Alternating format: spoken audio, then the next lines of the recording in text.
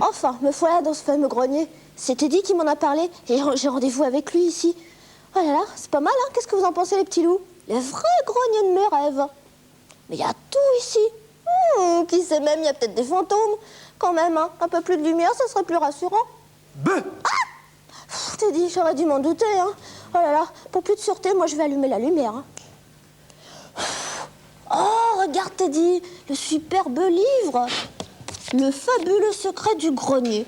Oh là, voyons ça un peu plus près. C'est cela, c'est cela. Et tu crois que c'est ce livre qui va te défendre contre les fantômes du grenier, hein?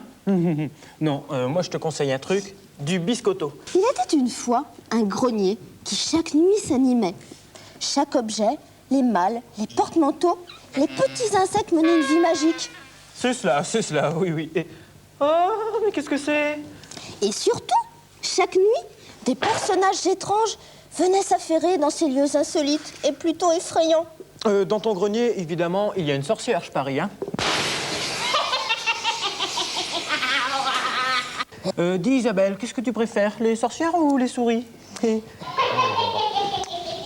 L'un de ces personnages, la sorcière, venait là, porter à la souris attitrée du grenier mousqueton quelques vieux papiers à ronger et quelques morceaux de fromage à grignoter. Oh, les souris, c'est banal dans les greniers, hein? Sans cesse, la sorcière devait aussi veiller sur une petite abeille qu'une grosse araignée tentait d'attraper dans sa toile. En dehors du grenier, seule Pascaline et son chien Albéric connaissaient l'existence de ce petit monde dont l'activité nocturne dépassait les limites de ce qu'on pouvait imaginer. Ouais, ben, dans un cas pareil, hein, il n'y a qu'une solution. Du muscle. Du muscle et rien que du muscle. Tiens, il y a quelqu'un derrière la porte? Albéric a flairé des petits loups par ici. Oh. Hé hé! Oh, mais c'était dit et Isabelle. T'as vu Albéric, la magie du grenier, c'est ça? La magie, la magie. Je l'ai pas encore rencontrée, celle-là. Hein. Ouais.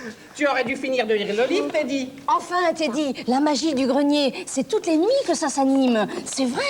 Regarde, écoute bien. Et tous les soirs, il y a des bruits très étranges. Je parie que c'est le chant du chien Albéric. Ah, oui, c'est ça. Et venez tous. Regardez, une poignée de sable magique. Et hop. Aïe, aïe, aïe.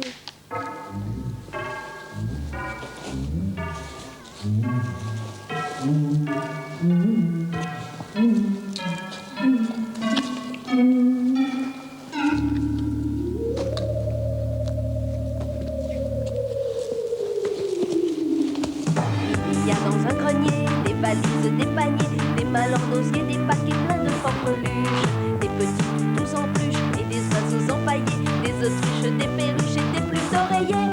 Il y a dans un grenier, derrière des toiles d'araignée, des jupons du temps des 18 ans de l'arrière-grand-oncle, des horloges de brocante et de vieux rouleaux oreillers sur lesquels les phonos de grand-mère ont bégayé. Des bijoux, Des colliers, des joujoux oubliés, des boîtes de cachou que l'on avait cachées, des photos de longue carrure, des autos miniatures c'est le chapiteau de la grande aventure. Un grenier, c'est comme la mémoire. Même un chiffonnier s'y retrouverait pas dans ce foutoir. C'est le dernier étage, mais c'est là où on retrouve tout ce qu'on a perdu déjà.